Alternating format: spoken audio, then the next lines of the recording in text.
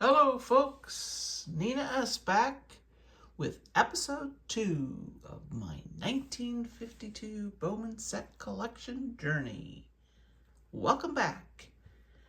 Tonight, I am going to feature 3 Brooklyn slash Los Angeles Dodgers. And tonight's video, I'm going to dedicate to the Dodgers fans that I know.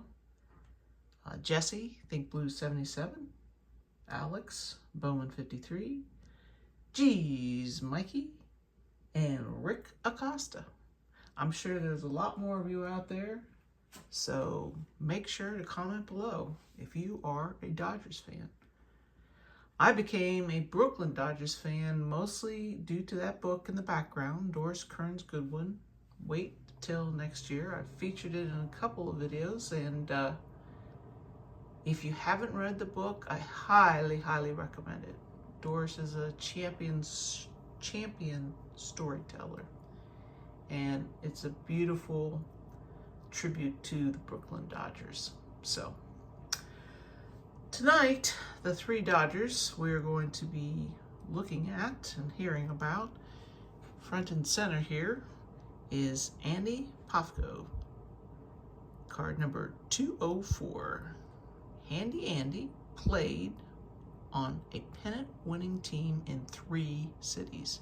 3. He started with Chicago Cubs in 1943 and helped them win the 45 National League pennant. Next up, he was traded to the Dodgers in 1951, helping them win the 51 NL pennant. And finally, he was traded in 53 to the Milwaukee Braves, who helped them win the 1957 World Series. Must have been an exciting thing to be Andy. Pafko on the Dodgers is known as the left fielder who watched the shot heard round the world soar over his head. If you're not sure about that story, which I can't imagine you don't know, check out my first video featuring Bobby Thompson. Anyway, Andy retired in 1959 with a .285 career batting average. What an all-around contributor. Next up, we have Carl Furillo of the Brooklyn Dodgers. Carl played his entire career with the Dodgers from 1946 to 1960, which means he both played as a Brooklyn and a Los Angeles Dodger.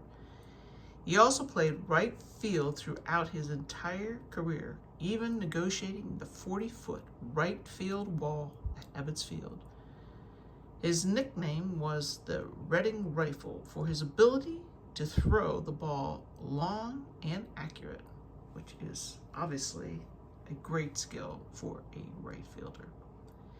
He helped the Brooklyn Dodgers win the 1955 series against the arch-rival Yankees, and the LA Dodgers win the 1959 series over the Chicago White Sox. He was successful at the plate, including his 1953 batting title with a .344 batting average.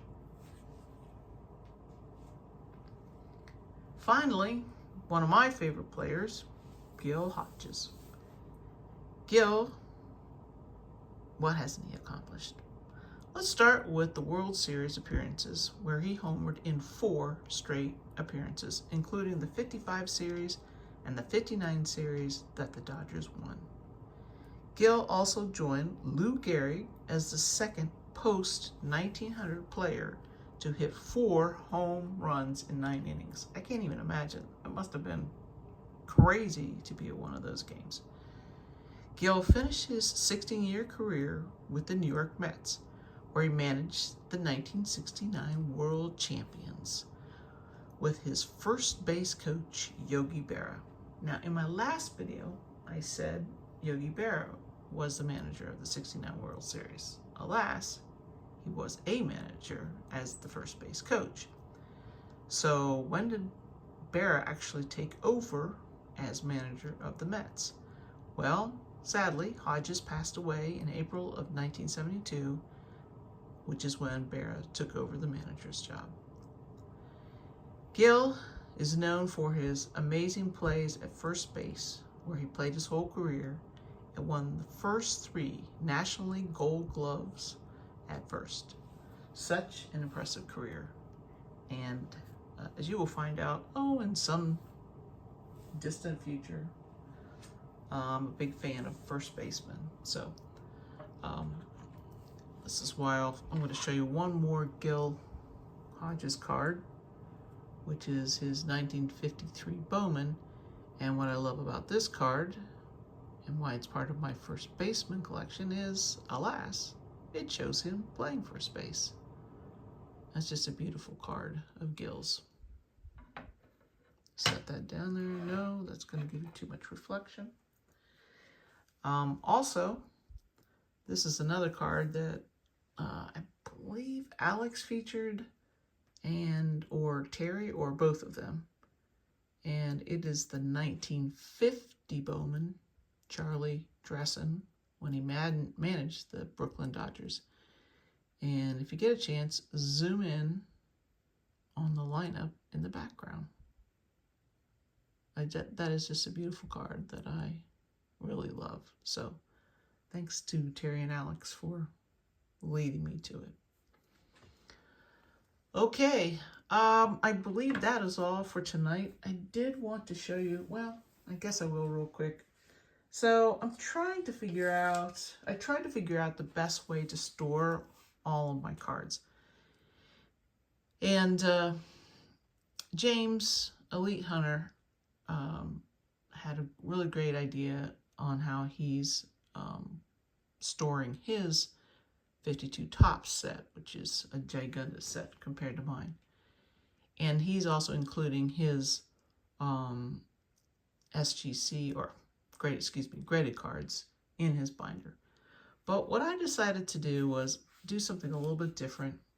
This is going to have a lot of glare, but I found these really small, cute little photo albums, and they will hold 4x6 photos. So what I'm doing is, for each player, so I write the story about the player on a note card, and then I'll have the note card right next to, or probably behind the player, depending on how much space I need. So I can be reminded at a quick glance. And then I'm just putting each card in a sleeve and in an Ultra Pro. Now, what about my SGC cards? Now, don't laugh, but this is part of my sketching, learning to sketch process. So I'm going to make a rough sketch of the cards that are graded. And this is my Yogi Berra card as a 3.5 SGC. But then it gives me a record of what the card looks like, roughly, and what the grade was on the card and who the grading company was. So I bought a couple of these books, and they're by a company called Moment. Like I said, it's a photo album. So anyway, I just wanted to share that with you if you're wondering how I was storing these cards. And eventually my SGC cards will all go in my glass front cabinet. So I'll have to show you that someday too. Anyway, okay. Hope you enjoyed tonight's reveal. The cards are flowing in. I've got a lot of videos to make, but I'm in no hurry, right? We'll just enjoy the time. So thank you for watching, and please leave a comment below. I'd love to hear your thoughts, and we will see you next time. And hopefully your dream card will come to you today, especially if you're going to the Philly Card Show. Take care.